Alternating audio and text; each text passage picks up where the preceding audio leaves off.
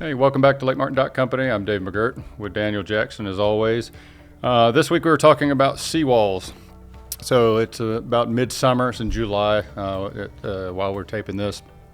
And we were just trying to understand, a lot of folks are starting to understand that the water is going to come down in the fall and then need to make plans for a seawall. So from the top, what are the top three things I need to worry about when I start thinking about getting a seawall? Yeah, three things would be, first off, budget. How much you want to spend to stabilize your shoreline. Two would be, what kind of look are you going for? There's different types of walls that, going to have different looks. And then three would be, structurally, what does your shoreline require? When you get into a taller, steeper lot where you need a 6, 7, 8 foot tall wall, you're not going to want to do a wood wall. It's not going to hold up, so you're going to be forced to go with concrete, which is going to be stronger. So I guess that would, round it up. So I guess three things are going to be, budget, what look you're going for, and structurally what's required. Now let's back up and say, okay, we talked about budget, and we all like to start there. So from lowest cost to highest cost, kind of what's the normal options that folks use here on Lake Martin?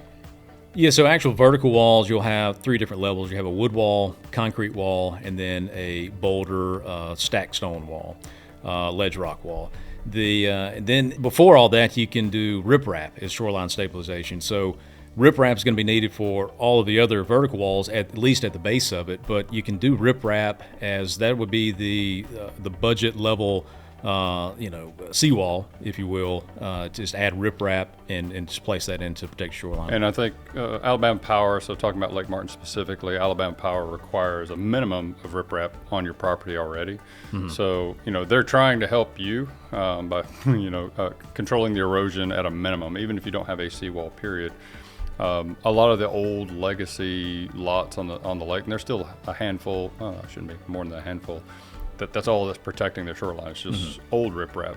So it's not terribly expensive to get that redone and protect the investment and don't lose the shoreline, because my understanding is they're not being quite so forgiving. If you haven't maintained your shoreline, they're not going to give it back to you one day. Mm-hmm. So from a long-term investment, a seawall's it's a fundamental need for your property and protecting the investment long-term, because if you lose that shoreline, you're going to lose it forever. So that's probably one of the most important things I want folks to make sure they understand is if you're kicking the can down the road for a little while, at minimum get riprap, protect the lot that you own before you have a smaller lot one day due to just poor maintenance on the most inexpensive part, which is the riprap. Yeah, the good thing with riprap is you can always reuse that. So a lot of times we can pull riprap walls back, build a wall in place, and then use that riprap to go back at the base of the wall.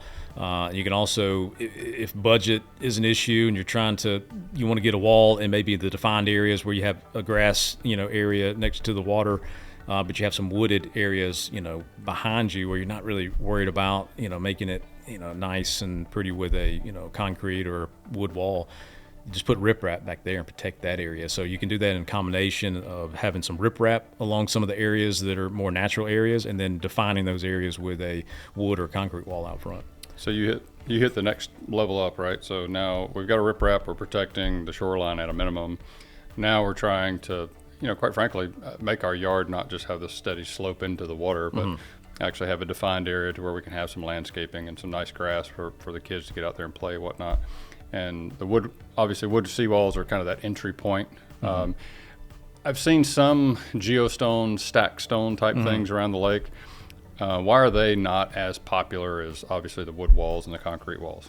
Just because they're stacked. You're going to have, even if they're stacked tightly, you're not going to have a mortar wall. Even if you mortar them, it's not going to be great, but it's just going to allow water in. Anytime you get water and start penetrating that, and then it's just not going to hold up well. So doing a wood wall, you do allow water to come through that. That's a little bit different, but concrete is by far most popular, or doing a ledge rock wall. Those are kind of two options that are almost like forever type structures. Right. So back to first real iteration of the wood wall, and not that we can nail it down, but what's an expectation of how long a wood wall is going to last with the current materials that are being manufactured today? So I know we've been in business 34 years. I know we have some walls out there that are over 30 years old. with very minimal. We may have done some repairs with the top cap, which is just a 2x4 top cap, which it was damaged by just the exposure to the sun. It's just dried up wood. So structurally, the walls are fine. I would expect you could still get 20 years out of a wood seawall. And then obviously the kind of forever solution is going to the reinforced concrete wall, with a kind of a stamped, kind of whatever design they want on that wall. What's the big driver for the concrete versus a wood?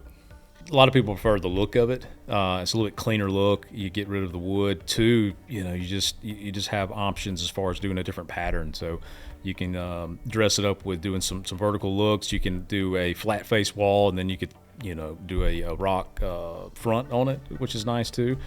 Most people are just going with it just for the longevity. They're wanting a lot of the properties we see here on Lake Martin, which you'd probably see on a lot of lakes, is they're in the family and they're going to hand it down to the kids, and so they're looking to invest in that property and put something that's going to last, not that something that the kids are going to have to worry with in 20 years. Right. It's kind of one and done. Yeah. Now, the boulder walls are beautiful. Obviously, they're the most expensive. Are there any advantages, or is it really more architectural of why you would go to a boulder versus concrete? Yeah, I think there is some advantages. The ledge rock boulder walls, I think they would outlast concrete, realistically. They're just, the natural material you're using in that, they seem to hold up well. It's a lot of aesthetics, too. People just like the look of it. But it does cost a little bit more. There's a lot more involved in getting that wall in place, and just overall, just the material is a little bit more expensive than concrete, although concrete's creeping on up there. Yeah, and you hit it off the top, right? So budget's the first driver of where you are in your investment and that journey of owning a lake property, and then obviously the aesthetics of.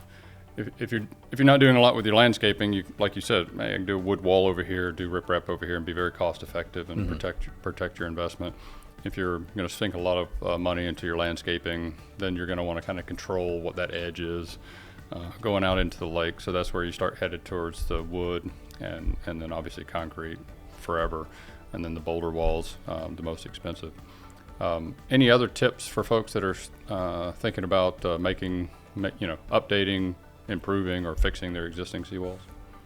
Look at the areas, if you don't have an existing wall and you have some erosion happening, I'd encourage you to meet with if you're on Lake Martin, an Alabama Power Shorelines representative, let him come out. In most cases, you can regain a lot of that washout area. Some of that may change in the future, but you may have the ability to increase your yard on the lakeside by 3, 4, maybe even 5 or 6 feet sometimes, depending on how they approach that and what they give you as far as approval to regain all that area. Those are all the big things. So on Lake Martin, we have this lake is regulated, so they pull the water down in the fall and then come back up in the spring. One thing to be very mindful of, if you're scheduling your work specifically on Lake Martin, there's a number of companies that actually do seawall work here. Expect the schedules to be long, meaning that seawall season is very short, and it's very weather dependent. And if you have a rainy winter, the amount of time that you can actually work on the lake bed is reduced. The number of jobs obviously doesn't change, so sometimes jobs get pushed to the following year. So, these are years out. Like if you're looking to get a seawall this year, it might even still be tough to get into this year's seawall season for all the reputable seawall companies here on Lake Martin. And so, you plan ahead. So, and maybe you need that extra year to put away the money to pay for that boulder seawall that she wants versus the wood seawall you want, and however that goes. So think about that from a time perspective. But as Daniel mentioned, get with Alabama Power, get them out here, understand what you can do. But at the end of the day, the minimum thing is just make sure you've got enough riprap protecting your shoreline, especially with all the wave action, with all the boats that we have now. And it's the smartest thing you can do, the most economical thing you can do. And I think that hits all the big points. Down in the description, we'll have a link to some pictures, or some descriptions of the different types of seawalls. We'll also have a reminder link to the Alabama Power Shorelines site, where you can see what the permit information is on seawalls, and you can get in touch with those guys. Thanks for watching, and we'll see you next time.